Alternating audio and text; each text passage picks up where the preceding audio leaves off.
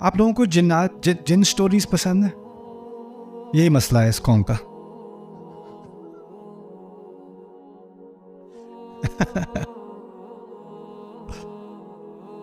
جنات کے بارے میں قرآن نے بات کی ہے. تھوڑی سی جن سٹوری سنتے ہیں، تھوڑی سی قرآن سے جن سٹوری. اللہ تعالیٰ نے جب قرآن کے نازل کرنے کا فیصلہ کیا، 7ویں آسمان سے اوپر قرآن نازل ہونا شروع ہوا، اس کے بارے میں تھوڑا تدبر کرتے ہیں. اس کے بارے میں یہ جو کائنات ہے نا، پہلا سما ہے. یہ جو ستارے ہمیں نظر آ رہے ہیں نا، یہاں تک ہمیں پتہ چلا ہے کہ اس کائنات کی فزیکل یونیورس کی جو عمر ہے فی الحال تقریباً 13.9 بلین لائٹ ایئرس. یہ عمر ہے اس کی. یعنی آپ جب آسمان میں ستارے دیکھتے ہو تو وہ جو روشنی آپ دیکھ رہے ہو نا ستارے کی، اس کو 13.9 بلین سال لگے ہیں آپ کی آنکھ تک پہنچنے میں. 14 بلین سال اس کو لگے ہیں. آپ کو پتہ ہے روشنی کی سپیڈ، اس کی رفتار کیا ہے، لیکن اس رفتار کے باوجود وہ اتنا سفر کر کے آپ کی آنکھ تک پہنچی ہے. شاید آپ کو اندازہ ہو نہ ہو، جب آپ سورج کی روشنی کو دیکھتے ہو تو وہ روشنی آپ کی آنکھ تک پہنچنے میں اس کو 8 منٹ لگتے ہیں. آپ سورج کو نہیں دیکھ رہے، آپ سورج کو جو جیسے وہ 8 منٹ پہلے تھا وہ دیکھ رہے ہو اصل میں، کیونکہ اس کی روشنی کو یہاں تک آنکھ تک پہنچنے میں 8 منٹ لگ جاتے ہیں. تو آپ اندازہ کریں ستارے کتنے اربوں کے اوپر وہ ستارے آپ کی آنکھ تک پہنچ رہے ہیں. ٹھیک ہے، تو آپ تاریخ کو دیکھ رہے ہو. جب آپ کسی ستارے کو دیکھ رہے ہو تو ایک بہت قدیم تاریخ کی طرف آپ کی نظر جا رہی ہے. اللہ تعالیٰ نے فرما دیا وَلَقَدْ زَيَّنَّا السَّمَاءَ الدُّنْيَا بِمَصَابِيحَ. ہم نے سب سے نچلا آسمان، کتنے آسمان ہیں؟ 7. اللہ کہتے ہیں سب سے نچلا آسمان میں نے ستاروں سے مزین کیا. یعنی جہاں تک انسان کو ستاروں کا علم ہے وہ کون سا آسمان ہے؟ پہلا آسمان ہے. اس کے بعد اس کے مقابلے میں دوسرا آسمان ہے، جو روایت میں پتہ چلتا ہے اس کے مقابلے میں دوسرا آسمان ایسے جیسے یہ ایک انگوٹھی ہو اور وہ ایک صحرا ہو. اس کے بعد تیسرا آسمان ہے اور اس کے مقابلے میں جیسے دوسرا آسمان ایک انگوٹھی ہو اور تیسرا آسمان ایک پورا صحرا ہو. اور اسی طرح چوتھا، پھر 5واں، پھر 6واں، پھر 7واں، اور اس کے بعد عرش ربنا. قرآن آیا ہے 7 آسمانوں کے اوپر سے. آپ اندازہ کریں کوئی واقعہ ہوا ہوتا تھا، رسول صلی اللہ علیہ وسلم کسی نے کافر نے آ کے کوئی سوال پوچھ لیا اور وہاں سے جبریل کو حکم ملا کہ آپ رسول کو یہ آیت دیں. تو آپ ذرا کمپیئر کریں جبریل علیہ السلام کی رفتار اور لائٹ کی رفتار کو. کہاں سے قرآن آ رہا ہے اور کیسے آ رہا ہے. اور پھر آپ اندازہ کریں کہ جو ساؤنڈ ہے نا، ساؤنڈ آواز زیادہ تیز ہے رفتار میں یا روشنی؟ یعنی آواز سے تیز تو اب جیٹ بھی ہے نا. Jets can travel faster than the speed of sound. ہم دعا کرتے ہیں، وہ دعا فوراً اللہ سنتا ہے اور فوراً اس کا جواب دیتا ہے. اجیب دعوت الداعی اذا دعان. اچھا، اس آسمان میں تھوڑی سی، کیونکہ یہ آسمان تو کچھ بھی نہیں ہے باقی آسمانوں کے مقابل، اس آسمان میں کسی حد تک اللہ تعالیٰ نے جنوں کو تھوڑی کھلی چھٹی دے دی. تم لوگوں نے کچھ سیر کرنی ہے تو کر لو. تو اس آسمان میں کم از کم ان کو تھوڑا ادھر ادھر چلو یار، وہ جوپیٹر چلتے ہیں چل، تو وہ کر لیتے ہیں. یہاں پر ان کو تھوڑا سا اسپیس ٹریول کرنے کا لائسنس ملا ہوا ہے، ویزا ملا ہوا ہے ان کو. اللہ تعالیٰ نے جب قرآن نازل کرنے کا فیصلہ کیا 7 آسمانوں کے اوپر سے جبریل علیہ السلام کے ہاتھ، تو ان کے ساتھ ایک پوری فرشتوں کی فوج تیار کی.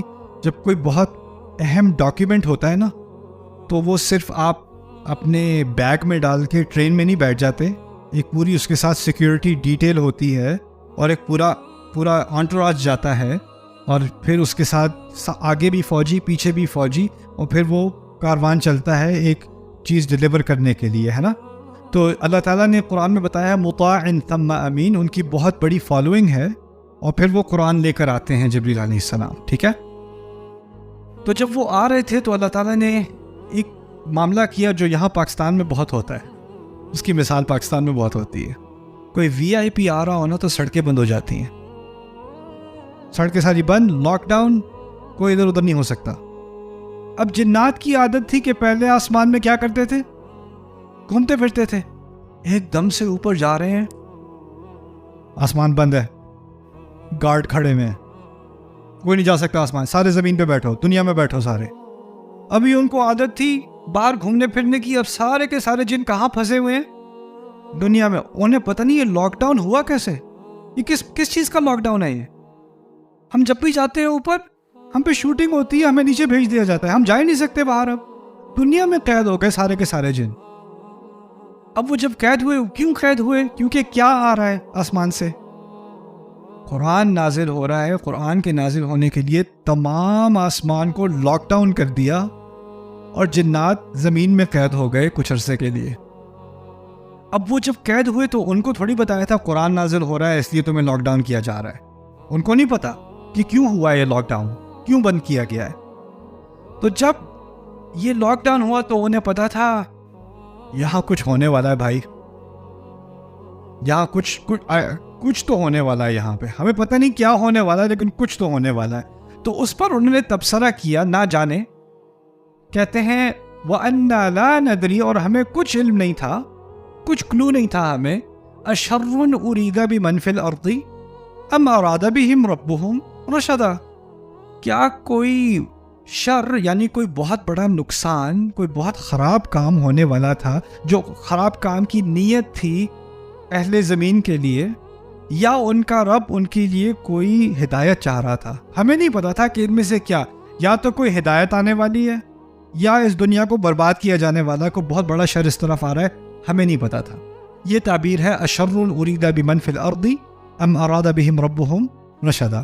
اب غور سے سنو اور آپ مجھے بتانا، اگر میں کہوں خرابی کا ارادہ کیا گیا، خرابی کا ارادہ کیا گیا، اور پھر میں کہوں اللہ نے اچھائی کا ارادہ کیا، پہلی تعبیر کیا کہی تھی میں نے؟ خرابی کا ارادہ کیا گیا۔ جو پہلی تعبیر ہے اس میں نے اللہ کا ذکر کیا نہیں، کس کا ارادہ ہے اس کا ذکر کیا نہیں۔ دوسری میں جب میں نے کہا اللہ نے اچھائی کا ارادہ کیا، اللہ کا ذکر کیا۔ جنات کو اس وقت سے بھی اللہ تعالیٰ کے بارے میں بات کرنے کی تمیز ہے، برائی کے لفظ کے ساتھ اللہ تعالیٰ کو منسوب نہیں کریں گے، کہیں گے کیا کوئی برائی تھی جس کا ارادہ کیا گیا تھا زمین والوں کے لیے؟ اللہ تعالیٰ کا لفظ استعمال نہیں کیا۔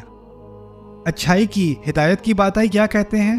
ام اراد بہم ربہم رشدا، یا پھر ان کے رب نے ان کے لیے کوئی ہدایت کا ارادہ کیا تھا، کسی ہدایت کا ارادہ۔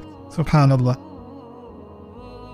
ہر چیز اللہ تعالیٰ کی طرف سے ہے، لیکن اللہ تعالیٰ کے معاملے میں ادب اور تمیز کا ایک تقاضا ہے۔ قرآن صرف معلومات نہیں دیتا، اللہ تعالیٰ کے بارے میں بات کرنے کی تمیز بھی سکھاتا ہے۔ فلسفی جو ہے نا، وہ خدا کے بارے میں جیسے چاہے بات کرے، کیا خدا کوئی ایسا پتھر اٹھا سکتا ہے جو جو اٹھانے کے لیے ناممکن ہو، یا کوئی ایسا پتھر بنا سکتا ہے جس کو وہ کبھی نہ اٹھا سکے؟ اس طرح کی باتیں وہ بکواس کرتے ہیں اللہ تعالیٰ کے بارے میں۔ کیوں؟